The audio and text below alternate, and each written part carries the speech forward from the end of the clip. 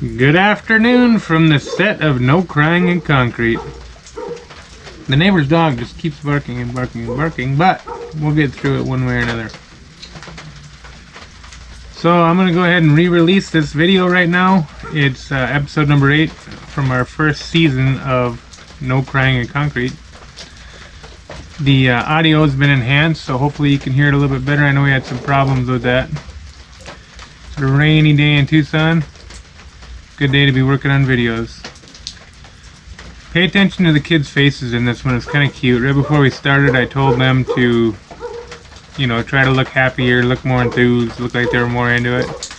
And they did their very best to do that. So check it out. Let me know what you think. And enjoy. Alright, have an awesome day.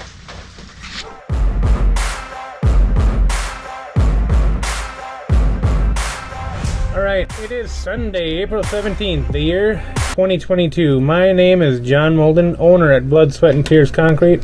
I'm here with my co-hosts, Magnus and Carlie Molden. Hi. And this is... No Crying in Concrete. Very good, guys. Alright, Magnus, what is the question we will be answering this week? Why was my concrete contractor use concrete pump? Yep, why would my concrete contractor need a concrete pump? That's right. Very good, bud. Now, if you're kind of going through the process of getting a, concrete project going, you've probably gotten a bunch of bids. You've probably noticed that all your bids are different in many ways. Different contractors do things differently.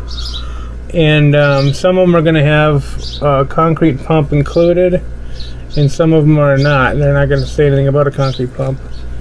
And a lot of guys with smaller pours, they'll just put a team of wheelbarrow people together, and they'll wheelbarrow all that mud into place, and that works just fine. But we're going to talk about what I think are the 3 main reasons why the pump just might be the right answer for your project. So, Carlie. Yes. What are the 3 main reasons to use a concrete pump? The meth, the terrain, and the Arizona heat. That's right. The mess, the terrain, and the Arizona heat. So, Magnus, do you remember when you were pushing wheelbarrows across the yard for the dirt for the garden and stuff, for the planter boxes? You and your sister? Did you have fun with that, or was it just kind of a lot of work? It was fun. But it was fun. A lot of fun work, yeah. I might have helped you a little bit, huh? Yeah, because it was a little bit hard. Yeah, I mean, and that's part of it, but what we're going to talk about first is the mess. In the early years of my concrete career, it wasn't exactly... a rare event to see the new guy spill a wheelbarrow full of concrete. Back then, the penalty for spilling one was a 24-pack of beer that you shared with the guys at the end of the week. And even though the beer was always great, the cleanup surely was not, And especially if it was on, like, somebody's driveway or sidewalk or in some decorative landscape or something like that, it could really set a bad tone for the homeowner in those cases. Carlie? Yes. Have you seen a concrete pump on a job site yet?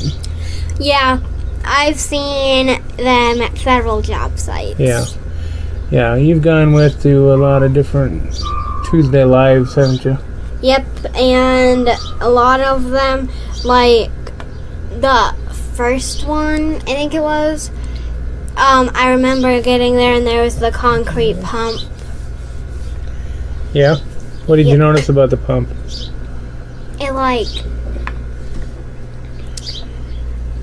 It shoots the concrete out, like... Pew, yeah? Pew, kind of cool, huh? Like that, like a Nerf gun. Like boom, boom, boom, and just puts it right in place, doesn't it? Yeah. Kind of noisy though, right? Very noisy. That is one downfall about it, is the noise, but we put up with it. We make sure all the neighbors know that it's going to be noisy, and we love using a pump. So now, on a normal job site where it's been wheeled into place, once those wheelbarrows finish bringing the concrete in, you kind of get to the next kind of phase of the messy issues. And that's that you have to wash out the wheelbarrows that you just used to bring the concrete in, and you also have to wash out the chute of the truck.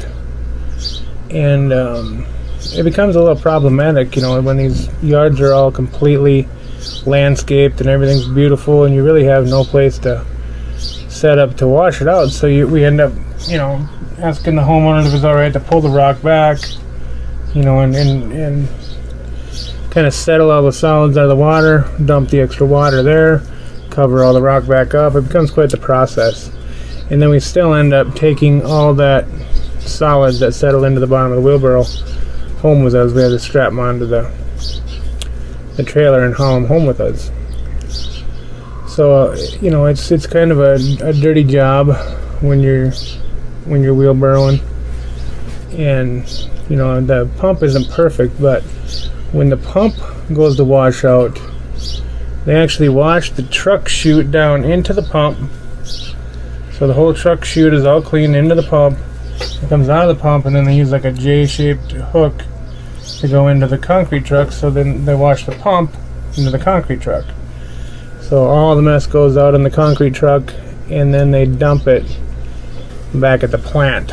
So that works really, really nice. The first time I kind of seen that, first time I used one of those trailer pumps, I was pretty blown away by that. So, Magnus. Yes. What is the farthest you have pushed a loaded wheelbarrow? I think I remember when you did it just the other day. So.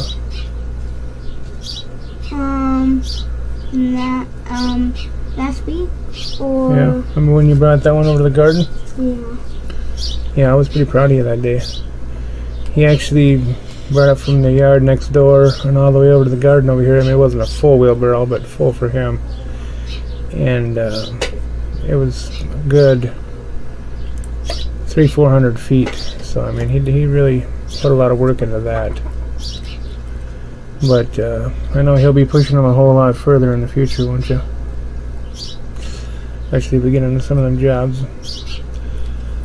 For this job, what he was doing here, it was pretty much flat ground all the way from one end to the other, and that worked.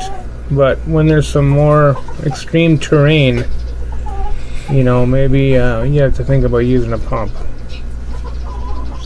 So I recall back in 1994, myself and the crew all considered ourselves like athletes at the time. We were in the peak of our physical ability, and we were all going to wheelbarrow a patio that day, and there was a steep hill about 60 feet long between the end of the chute and where we had to dump into that patio. And I mean, it was a steep hill. It was no joke.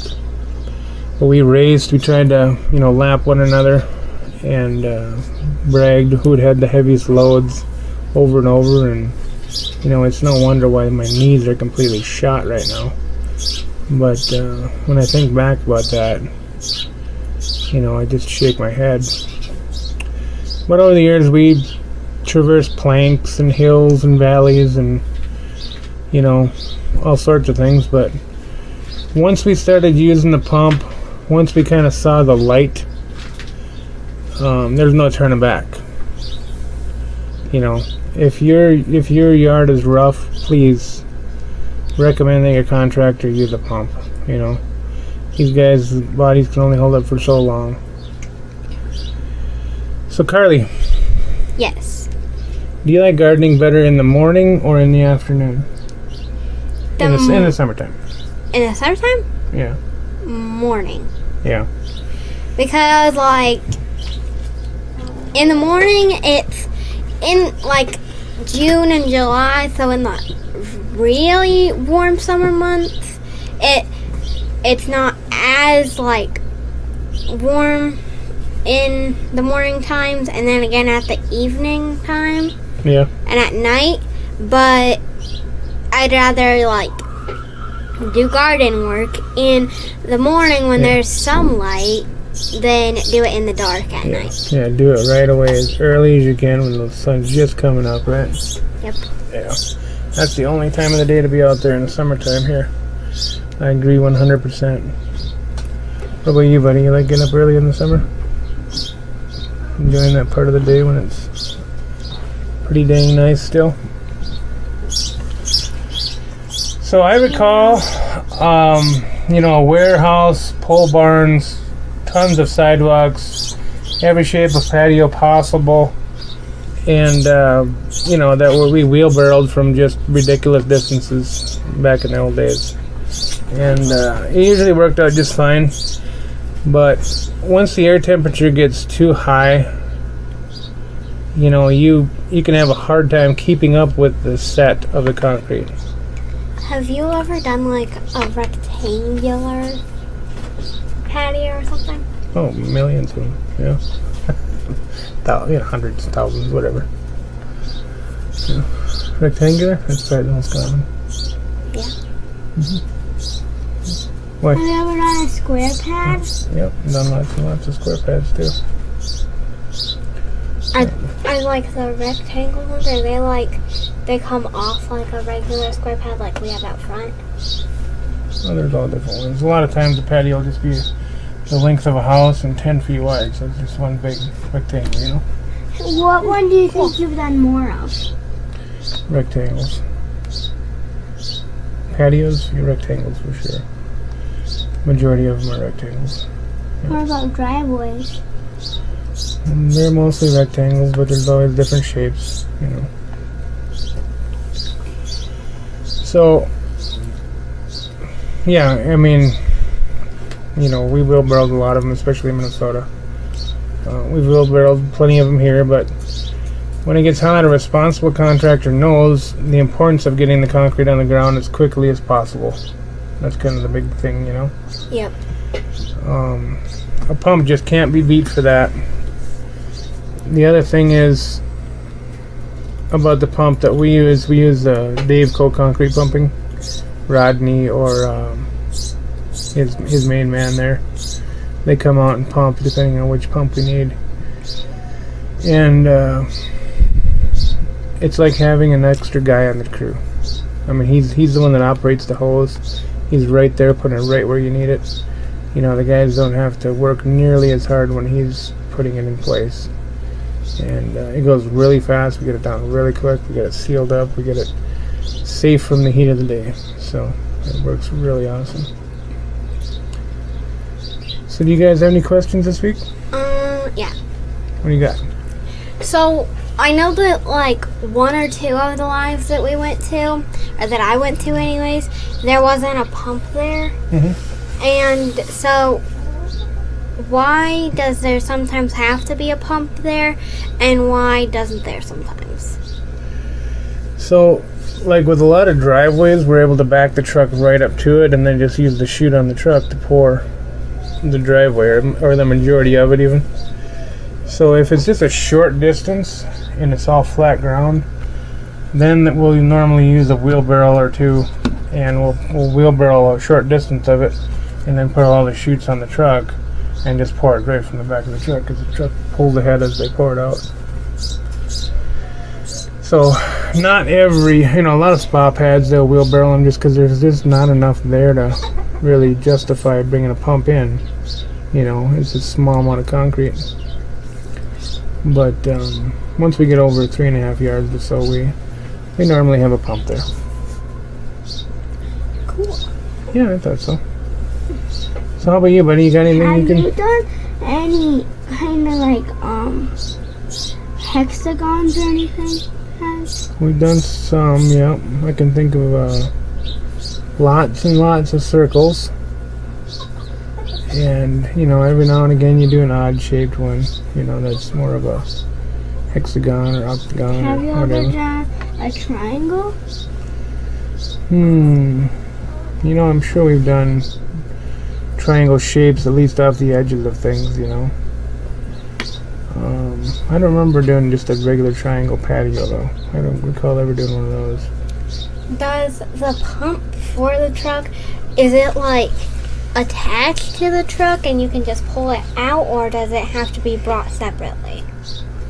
So the pump that we normally use is a trailer pump. So Rodney's got his pickup truck. It's just a Chevy pickup that pulls a trailer that the pump is mounted on. So he comes in, he pulls up in front of the job site, and then he starts rolling all of his hose out. His hose comes in like 20 or 25 foot sections. He lays it all out, gets it all to the site, and then the pump has got a hopper on the back. So the concrete truck can just back right up to that hopper, put a chute in there, and dump the concrete right into that hopper, and then it gets pumped right out the hose into the job site. Yeah. Pretty neat, huh? Yeah. Have you ever seen one, bud? Noisy pumps? I think so, but I don't know if that was actually the right thing or not. Yeah. I don't know what that looked like, really. Yeah. I bet you have. We use them a lot. I think I saw it on my first job site too, a pump. That wouldn't surprise me. Because We do he use had that a his lot. trailer and he was up on the side, Yeah. and there was like a water thing on there, Okay. and then there's a pump sticking out. Was there a hose coming out the back and Yeah. going? Yeah. That must have been it. I Probably. bet it was, yeah, for sure. Yeah, no, it's kind of a cool thing, you know, and like Uncle Dude, he uses boom pumps a lot. What are boom pumps? So that's a way bigger truck. That's like a 40-foot long truck with a big crane boom on top of it, and it unfolds, and there's a hose running along that whole boom crane, and it unfolds, and then the hose hangs down from the crane. Oh, and then you take it and you go. Yeah, you always see Uncle Dude moving around like this. And then the pump operator's got a remote control on his back so he can move the crane around. But they use those a lot when they're doing the big slabs and even some big driveways. And I've seen where he used it on a patio, even a big patio behind a house one time. That's not a bad idea. No, it's a really good idea, you know. And you know, if we did big enough pours, we'd use those too. You know. But I mean, we've poured big 100-yard pours, and Rodney's done them with his pump. You know, so it can be done either way. But he has to work pretty hard for it when we go that route. All right, you guys ready to sign it off? Yep. Okay. Well, I guess we can do that again. That then. So, thank you for taking the time to watch again this week. We will be back next Sunday from the Backyard Kitchen answering questions you didn't know you needed to ask about concrete. Remember, there's no crying in concrete other than the Tears of joy brought about by a job well done. Very good, guys. Say goodbye. Bye.